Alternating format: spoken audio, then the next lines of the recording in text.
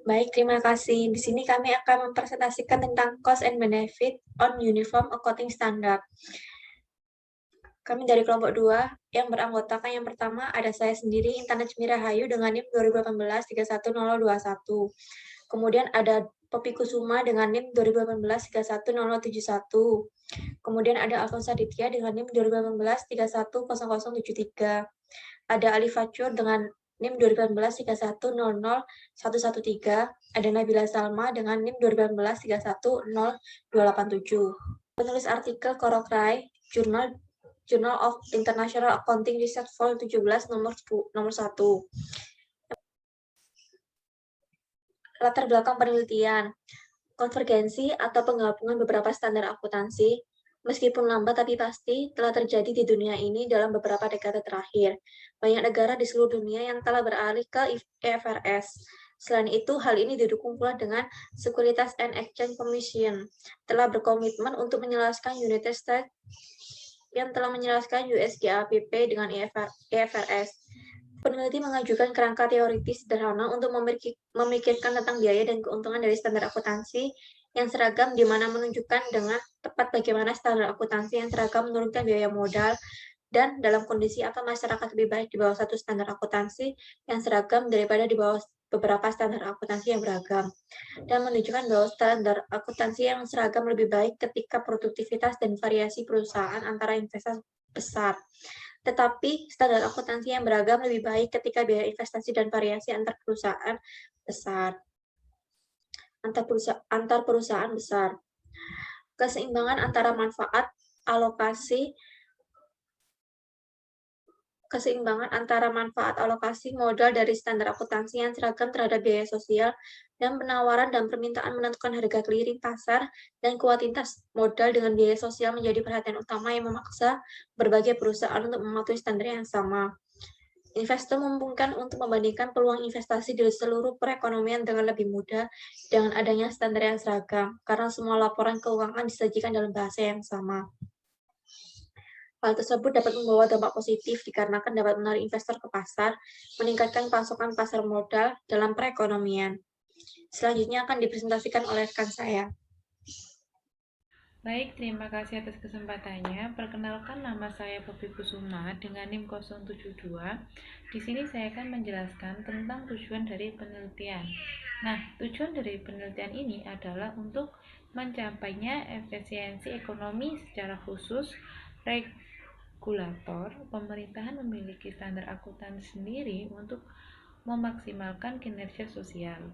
Nah, di regulator ini bertindak sebagai entitas tunggal, dan dengan demikian modal memisahkan diri dari permainan strategis dan mencari rate antara badan pengatur standar akuntansi yang berbeda.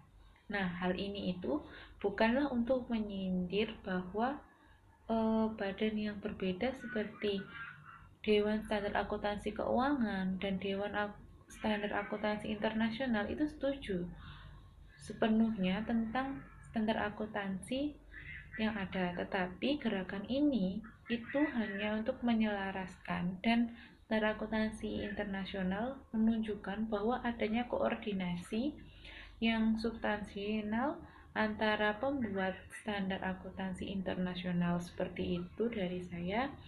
Mungkin akan dilanjutkan oleh rekan saya. Terima kasih. Baik, saya akan melanjutkan presentasi dari rekan saya. Baik, di sini merupakan hasil dari penelitian. Jadi berdasarkan konstruksinya, semua standar akuntansi menghadapi ketegangan yang melekat antar kemudahan interpretasi dan kepatuhan. Jadi, standar akuntansi berkembang karena investor mencari cara yang dapat diprediksi dan juga dapat diandalkan untuk menafsirkan informasi dari perusahaan.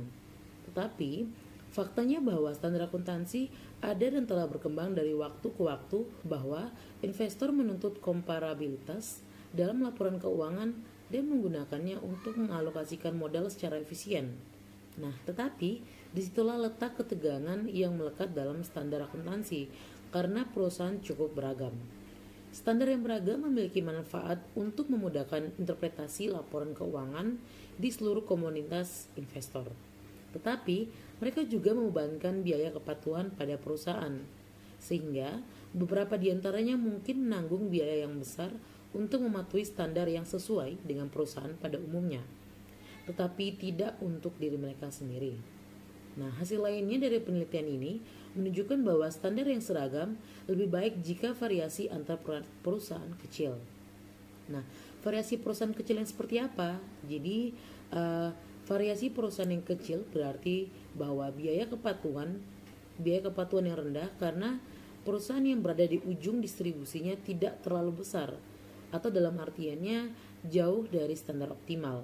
Oleh karena itu, ketika perusahaan yang menjadi lebih mirip, standar akuntansi yang beragam mendominasi standar yang seragam. Sebaliknya, ketika variasi investor tumbuh, kumpulan investor yang bersedia untuk memasukkan ataupun memasok modal mereka ke pasar di bawah standar yang beragam itu akan menyusut. Nah, hal ini dapat menyebabkan kurva penawaran bergeser dalam jumlah yang lebih besar, sehingga likuiditas yang diuntungkan dari standar seragam berkembang. Nah, oleh karena itulah hasil bahwa standar yang seragam mendominasi standar akuntansi yang beragam. Sekian dari saya, akan dilanjutkan oleh rekan saya. Terima kasih. Baik, terima kasih atas kesempatannya.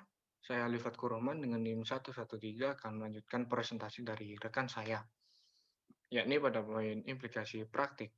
Di dalam implikasi praktik ini terdiri dari dua macam, yaitu kontribusi pertama adalah mengadopsi pendekatan neoklasik untuk memahami konsekuensi ekonomi dari standar akuntansi yang seragam. Dengan kata lain, yakni berfokus pada penawaran dan permintaan tidak menyangkal adanya masalah informasi dalam pelaporan keuangan, tetapi memberikan hasil baru dalam kerangka yang sederhana dan mudah diatur. Lalu, kontribusi kedua adalah menggunakan model untuk mengembangkan sejumlah statistika komparatif yang dapat memandu kebijakan atau pekerjaan empiris di masa depan. Dengan demikian, kondisi standar akuntansi apa yang seragam menghasilkan kesejahteraan sosial yang lebih tinggi daripada di bawah standar akuntansi yang beragam untuk traktabilitas peneliti berasumsi bahwa perusahaan didistribusikan secara seragam di ruang jenisnya. Lalu, pada slide selanjutnya yakni ada 4 implikasi dalam penelitian, yakni yang pertama, ketika variasi antara perusahaan besar maka standar yang beragam adalah lebih baik. Dengan kata lain, ketika perusahaan dibubarkan, biaya yang digunakan untuk mematuhi satu standar menjadi tinggi, sehingga masyarakat menjadi lebih baik dengan standar beragam yang memberikan cakupan yang lebih baik untuk semua jenis perusahaan.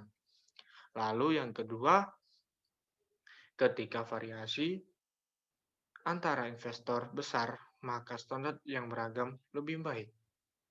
Dengan maksud, dispersi antara investor berarti lebih sedikit investor yang bersedia menanggung biaya transisi ke standar baru, sehingga menyusutkan kumpulan investor. Lalu yang ketiga yakni ketika produktivitas perusahaan besar, standar yang beragam lebih baik. Dengan maksud, produk modal marginal yang tinggi menghasilkan pengembalian paling banyak ketika tingkat modal tinggi. Dan ini terjadi di bawah standar yang seragam, yang meningkatkan pasokan modal dalam perekonomian. Lalu yang terakhir, yakni keempat, ketika biaya investasi besar, standar yang beragam lebih baik. Dengan demikian, produk modal marginal yang tinggi menghasilkan pengembalian paling banyak ketika tingkat modal tinggi. Dan ini terjadi di bawah standar yang seragam, yang meningkatkan pasokan modal dalam perekonomian. Demikian dari presentasi saya.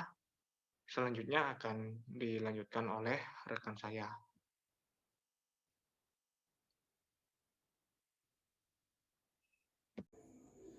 Selanjutnya yaitu keterbatasan penelitian.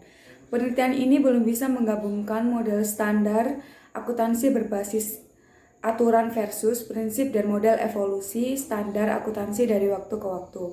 Sebab model tersebut akan membutuhkan lebih banyak infrastruktur dalam memodelkan lingkungan hukum dalam perekonomian, di mana pengaturan standar akuntansi berlangsung. Meskipun banyak orang yang berpendapat bahwa terdapat harmonisasi GAAP dan IFRS dan bahwa dunia sedang menuju standar akuntansi internasional yang seragam, akan tetapi lambatnya tingkat konvergensi dan argumen yang telah dikemukakan oleh regulator akuntansi paling senior di dunia membuktikan fakta bahwa standar internasional yang seragam tidak mendominasi di negara di dunia. Sekian presentasi dari kelompok kami. Apabila ada salah kata, mohon dimaafkan. Assalamualaikum warahmatullahi wabarakatuh.